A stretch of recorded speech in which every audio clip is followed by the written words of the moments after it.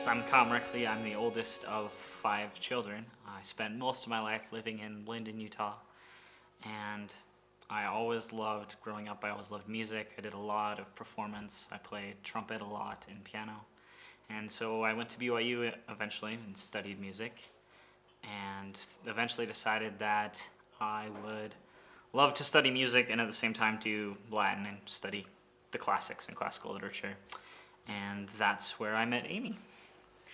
I'm Amy Merkley. I grew up in the wilds of Central Florida, and I am the only girl on both sides of my family. I only have male cousins, and I have 2 brothers, one older, one younger.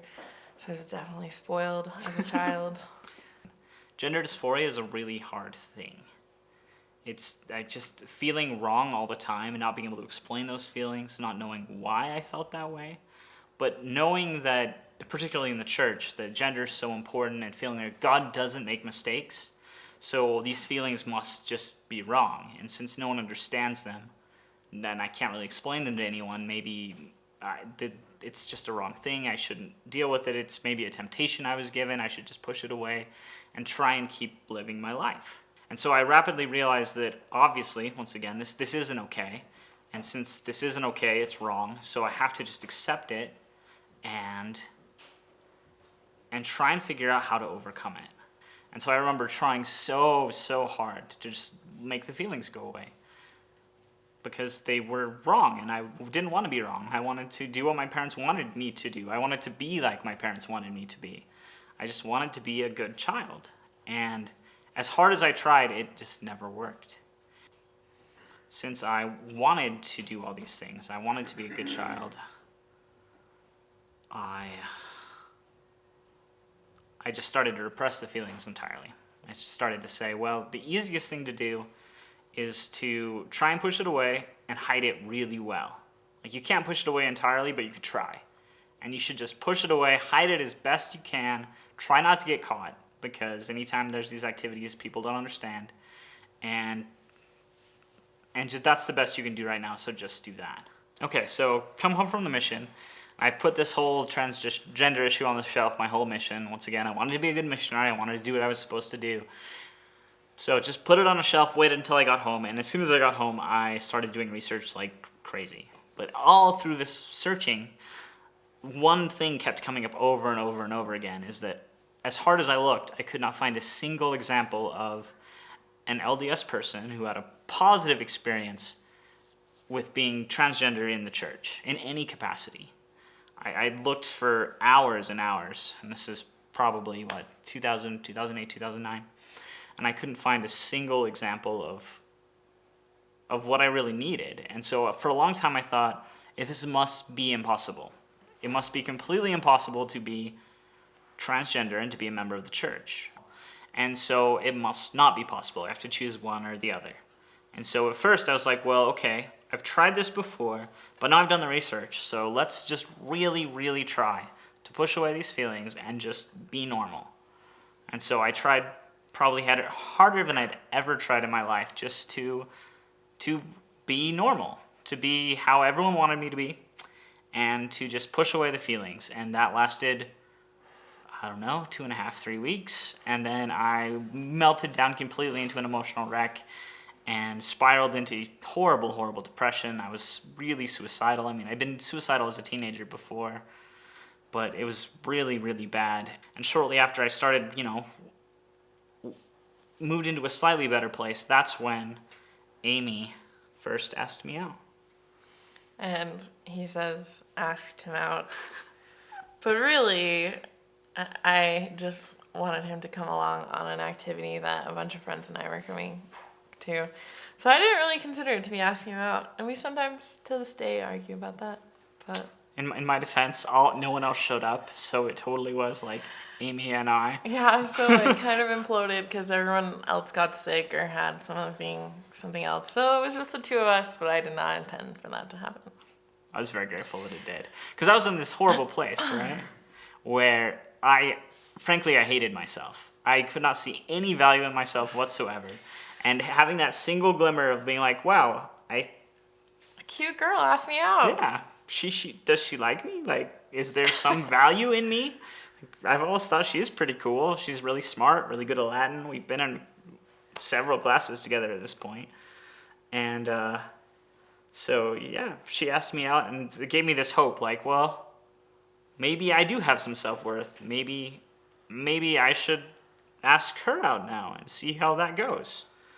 And so for the first time in a long time, that gave me some image of self-worth and started this idea that maybe, just maybe, I might have some value as a person. But I'm so glad now that I was able to, show him a glimmer of hope and maybe start to change that mindset. But as we were dating, he was always so kind. He always complimented me. I never heard an unkind thing from him. To this day, he just is amazing in every way. This is a really good thing. I'm in a better place emotionally than I've been since I was like 11.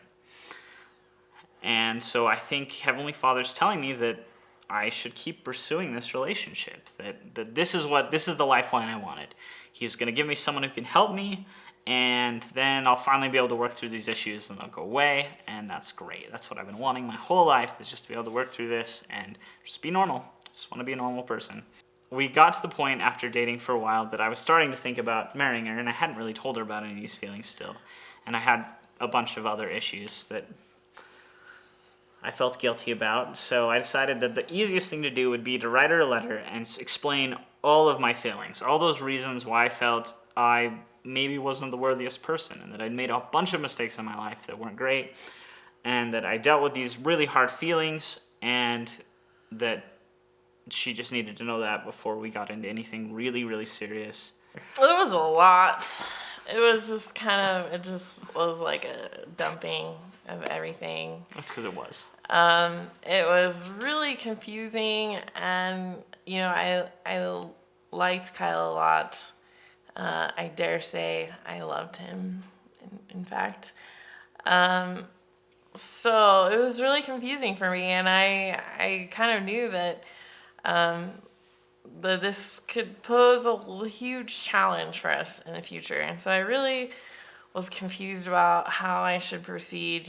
Should I continue the relationship? And he told me he would not blame me at all if I was just like, let's just be friends. And this was at the point where we were both talking about getting married. So After that, she'd said yes, she'd accepted this, she'd accepted these parts of me that I, admitted and told her I was struggling with, and I decided, okay, this is definitely the lifeline I was looking for. Heavenly Father has given me that life that I thought was completely impossible for me to have.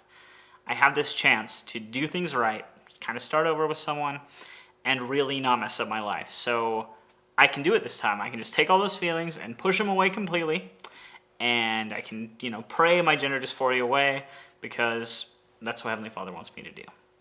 And so just tried to push everything away, and that did not last very long. 6 months. 6 months into our marriage, I pretty much I'd completely fallen apart by that point. Just horrible depression, totally emotionally disengaging myself from everyone, pushing Amy away, falling back into old coping mechanisms. I could have transitioned. I probably would have ended my marriage, almost certainly, especially if I'd done it in a selfish way. It wouldn't have gone well. And instead, I decided this marriage was more important, and that it was about us, not about me in my case. And so I have to take that pain and say, I accept this pain because I chose this pain. And I think once you accept the pain, it's only then that I can give it to Jesus Christ and let the atonement take it. Because if I don't own the pain, if it's not my pain, how can I give it to Christ? And as soon as I accept that pain and say, I've chosen this, it's still really hard. I'm still trying to figure out what to do. I don't have all the answers. But I've chosen this, at least, that I will walk this path with Amy, and that we'll do everything we can to keep our covenants and stay close to God. And if I do that, I feel like Christ can do all the rest. Jesus wins. Jesus wins.